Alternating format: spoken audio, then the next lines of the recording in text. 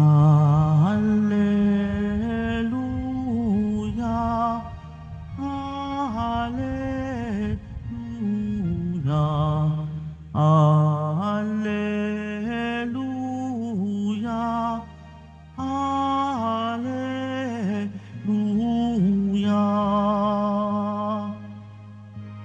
Si Kristo'y muling nabuhay, Kanyang nilikha ang tanan, mga tao'y di namayan. Alleluia,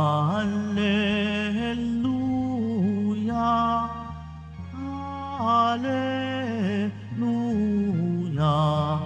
Alleluia,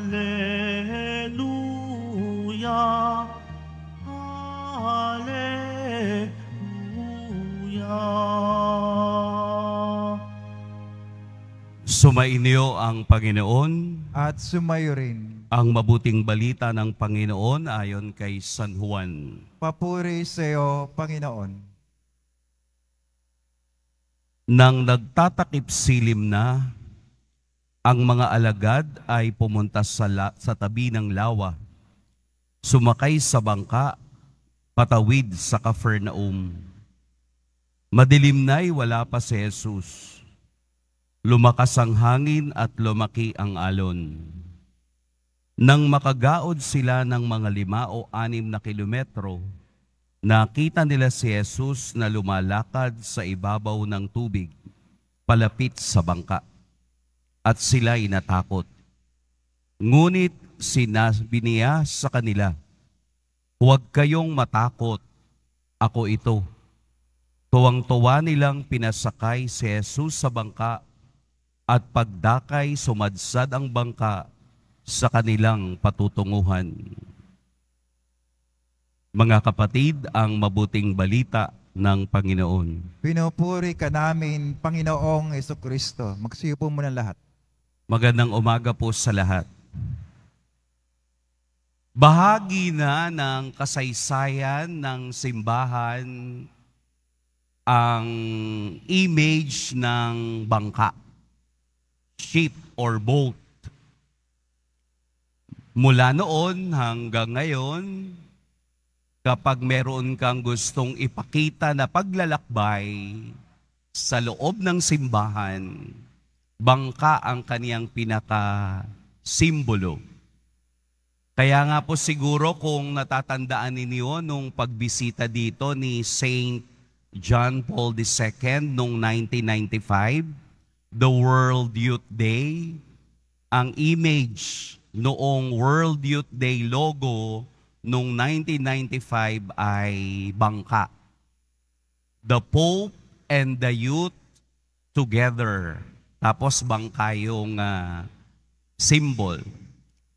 Dahil ang bangka ay sumisimbolo sa simbahan. Simbahang naglalakbay sa dagat. Simbahang may patutunguhan. Simbahang mayroong misyon na dapat gawin. Kahit na po sa banal na aklat, sa kasulatan, hindi nawawala ang karanasan ng ibang alagad tungkol sa bangka. Si Saint Paul, halimbawa, yung kaniyang mga missionary journey sa mga bayan sa Asia Minor, ay gumagamit siya ng bangka. Sa katunayan, na-record niya sa 2 Corinthians na 3 beses siyang nasiraan ng bangka dahil alam nyo na pag nasa gitna ng dagat, mas malakas ang puwersa ng tubig at hangin kesa doon sa bangka. Si Saint Peter sa kaniyang sulat sa 2 Peter ay patungkol din sa bangka. Sa ating ebanghelyo, nabanggit din po ang bangka. Sumakay sa bangka, patawid sa Capernaum. Ang mga alagad ay tumawid sa kabilang pangpang. Pero wala doon si Jesus. Kung inyong mapapansin, may tatlo na sitwasyon na ibinigay ang Ebanghelyo. Madilim, malakas ang hangin, at lumalaki ang alon. Habang sila'y nasa bangka, wala doon si Jesus. Hinihintay nila. Lumaki ang alon at madilim. At nang makita nila si Jesus na naglalakad sa ibabaw ng tubig, tuwang-tuwa sila. Bakit kaya? Anong meron kay Jesus sa ating poong Nazareno na kailangan niyang maglakad sa ibabaw ng tubig? Kasi po, sa kultura ng mga Hudyo, ang ilalim ng tubig ay isa sa pinamamahayan ng dyablo. Kaya si Jesus ay naglakad sa ibabaw ng tubig upang ipakita sa mga alagad na ito na kahit na ang kalikasan ay susunod at magpapasailalim sa kapangyarihan ng Diyos. Ipinakita niya sa mga alagad na huwag kayong matakot. Pagkasama ninyo ako sa loob ng bangka, makakarating tayo sa pupuntahan. Maliwanag. Tuwang-tuwa sila dahil sumakay si Jesus sa bangka. Pagsakay ni Jesus, pagdakay, sumadsad ang bangka sa kanilang patutunguhan. Ang ganda pong bigyan ng reflection ang ating buhay. Lahat po tayo ay sumasadsad. Lahat tayo ay nakararanas ng paghampas ng hangin. Lahat tayo ay nahihilo sa alon ng buhay. Pero bumibigay ang tao pag wala si Kristo sa kaniyang bangka. Kailangan natin si Kristo upang ang mga alon ay sumunod sa Kaniya at maging tiwasay ang ating paglalakbay kahit na tayo'y nasa gitna ng dagat. Bahagi po ng alon, hangin at dilim ang paglalakbay sa bangka. Ang ating buhay bilang Kristiyano, bago tayo makarating sa pangako ng Diyos na buhay na walang hanggan, kailangan nating mag-survive sa hampas ng alon at lakas ng hangin. Sa iyong takot, saan ka kakapit? Ang bangka ay hindi makapagliligtas kung hindi ang bangkang kasama si Jesus ang siya lamang magkakaroon ng katiyakan na makarating tayo sa ating pupuntahan. Ano man ang sitwasyon ng buhay natin ngayon, hinahampas man tayo ng alon ng problema, binubulyawan man tayo ng hangin na walang katapusan, na parang hindi matapos ang problema, ito ang sitwasyon na mararamdaman natin kapag si Jesus ay hindi natin kasama sa paglalakbay. Kaya nga dapat tuwang-tuwa tayo na makasama at makita si Jesus upang tayo'y makadaong o makasadsad kung saan man tayo patungo.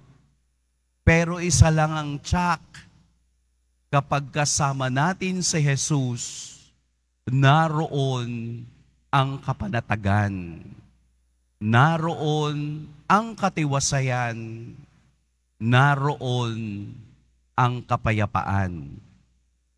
Dahil mas malakas ang Diyos na pinanghahawakan ko kesa sa alon ng buhay na mayroon ako. Pagtitiwala, pagyakap, pagtutok sa Diyos sa aking paglalakbay. Na-share ko na nga dati na meron akong kaibigan na nag-text. Sinabi niyang hindi na siya naniniwala sa Diyos sa 3 bagay. Namatay ang kaniyang nanay.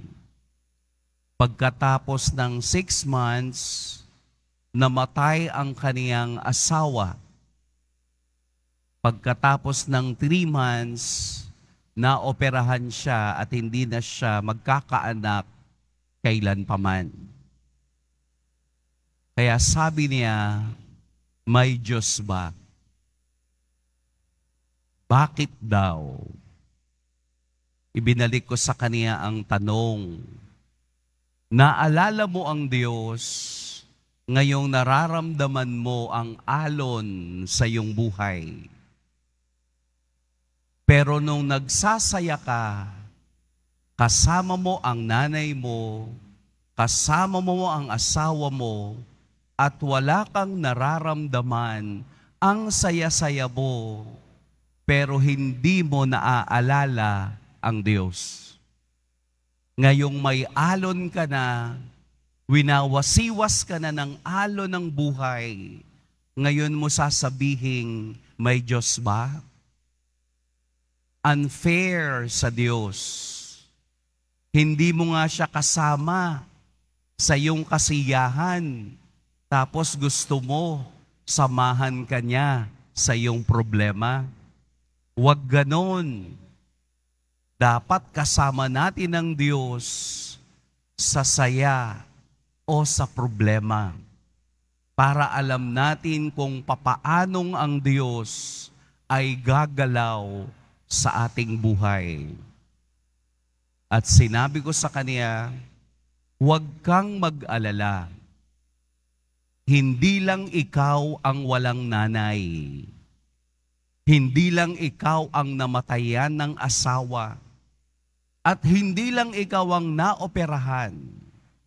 At kung ito'y nangyari sa'yo, bakit hindi pwede? Dahil lahat ng bagay na ating nararanasan ay alon at tadyak ng kalikasan upang masubok ang katatagan sa paglalakbay natin sa bangka hanggang tayo'y makarating sa kaharian ng Diyos at sa buhay na walang hanggan. Huwag niyo pong ihiwalay ang Diyos sa inyong paglalakbay. Isama niyo.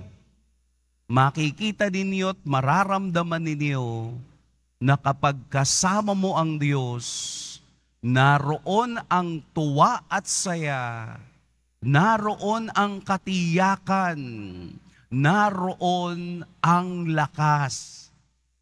Dahil sa ating kakayahan, wala tayong magagawa kung wala ang Diyos sa ating buhay.